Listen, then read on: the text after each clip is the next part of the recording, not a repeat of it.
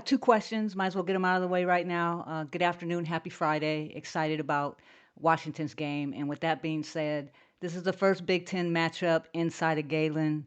What do you want the fans to know about the mindset that this team is bringing and the energy of this team for their first matchup?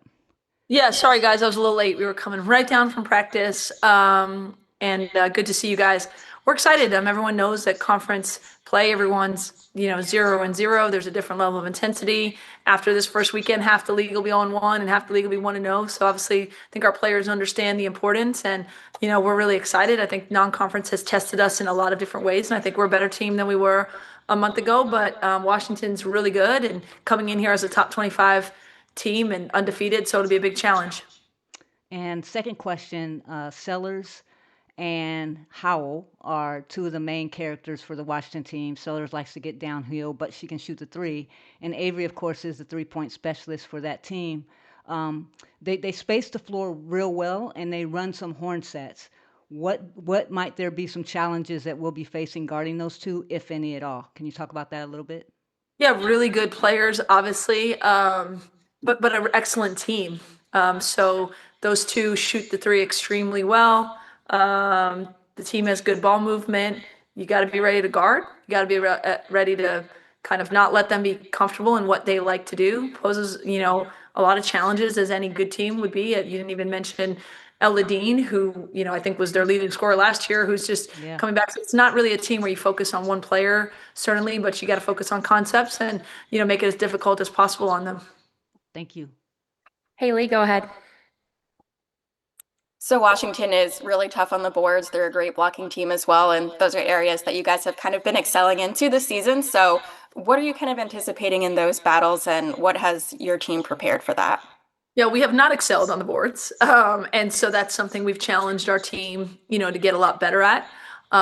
We know that any team, if you give them second and third opportunities, can get you, but certainly a team that is as, talented as Washington. So we need to do a good job of limiting them to one shot where we can. And obviously we want to be a team that where possible, we give ourselves extra, attempts. So it's been a point of emphasis. It's been a focus. We got to rebound the basketball. And we're going to, do our best to continue to emphasize that with our team. All right, I see a hand raised, so you can go ahead and go next. Hi, Coach. This is Chris from the Best W Show. So you've scheduled some competitive games to prepare the team for conference play, and sometimes tough matchups early can impact players' confidence. What do you say to your team to help them drown out the noise and stay motivated and embrace the growing process that these competitive matchups can bring? They've been great with that. I mean, I definitely think it's made us better. I don't think you learn a lot about your team if you're only, winning games by a lot of points that were maybe there's, some teams that just don't have the talent or athleticism that you do. We think it's our challenging games that have exposed us a little bit and made us eager to get better. There's times at which even in a win, we'll say, hey, we gave them a look here. This won't cut it if it's Washington. This won't cut it if it's UConn or whoever's coming next, right? So I think the challenging schedule, number one, is to prepare us for conference. Number two, it's just to have us, be a team that is willing to take on all comers and get better. And that's the only way to learn is with those tough, matchups. I think our team has been really good about that, and not losing confidence through tough things, but really actually gaining confidence that, it takes what it takes. It's hard, but you got to be able to do it if we want to compete at the level that we expect to compete at. Thank you, Coach. Yeah. Tammy, do you have anything you want to ask? Hey, Coach.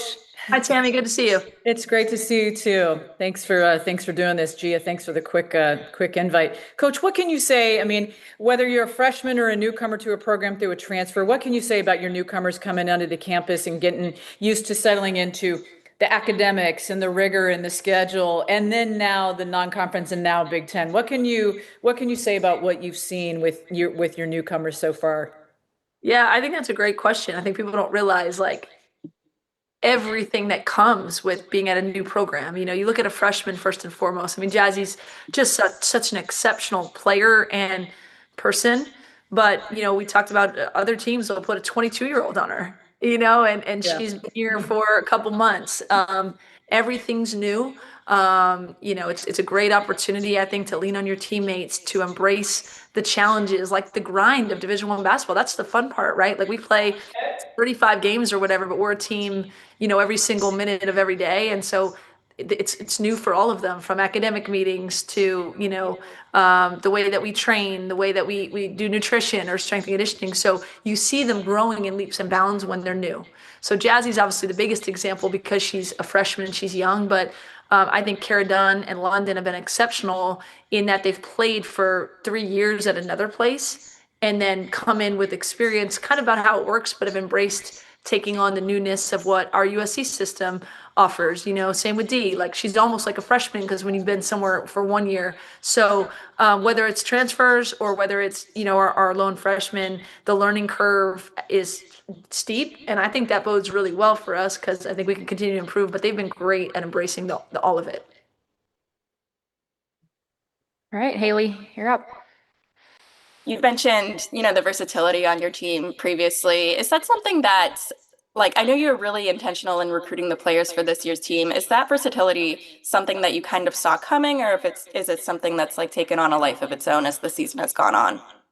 A little bit of both. We knew kind of with each transfer, kind of what we thought, they could fulfill for us, or what, like a need that they could fulfill, or what they could bring. But as it's happened in real time, it's been actually a lot of fun to kind of tinker with as a coach, right? Like there isn't necessarily a guaranteed, there's Kiki, she's going to get 20, just if you give her the ball in these spots, right? Like we got to figure it out a little bit. And I think there's a lot of different opportunities for us. And it's been fun to kind of figure out where to put people, to try and show them on film, where are their attack spots, who are they playing with, who can you kind of communicate with to get the right look.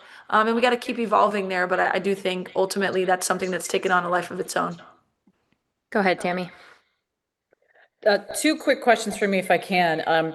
Can you help us better understand on Sunday going against Washington and their defense, obviously scoring defense, I should say, just their percentages are so strong. So kind of help us maybe understand what you guys might need to execute offensively to be able to put up your 74 points a game, because you guys are scoring, but this is a very defensive-minded team here. Sure, yeah, they've historically obviously had very kind of unique scouts for us, right? Like try to take away, certain things, whether it be at the rim or based on individual personnel. So we know that we need to try and pick up the pace, and they kind of want to slow down the pace, I think, for us. I think we just got to move the ball to the shot that we want and not take the shot that they want us to take.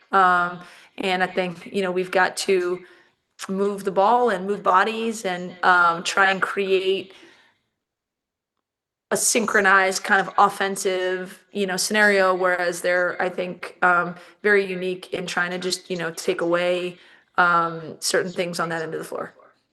Second follow-up question quickly. As we get into the Big Ten network and we are committed, even though JuJu is wearing sweats on the bench, committed to continue to speaking about her. Can you help us and remind us too of the things that she is doing for your team to continue to lead and be a leader and help out some of the teammates? Yeah, I mean, as we're sitting here on the Zoom, she's in the other office with Coach Nikki, who scouted is, and she's watching UW film. We just really thought it was important to use this year to just keep her a part of everything, but to be able to grow her mindset. I'm not saying she's going to be stepping into coaching anytime soon. I think she's got too much playing to do. But I think just something like that is an example of how she's so connected and wants to be able to, know the game plan and help them specifically. That's one thing just going on right now. I literally had a conversation with Jazzy today just about how, amazing JuJu has been to her as a teammate, but really to everyone. She's super present. She's just, as involved and, humanly touching everyone as possible. She's up there, she's getting her workouts in. Sometimes, when we're around and we can see her now, ball in her hands a little bit more. So just her presence has been really, really important in every way. No. The team is rocking the JuJu shoes. I mean, what else can I say? Go ahead, Chris. Thank you. Yep, I had my shirt on today too for her. There you go. But yeah, so as we were talking about, we've seen JuJu remain very present and supportive throughout her rehab. But in terms of on-court leadership, do you feel that there's a clear floor general this season, or is that role kind of more of a shared responsibility?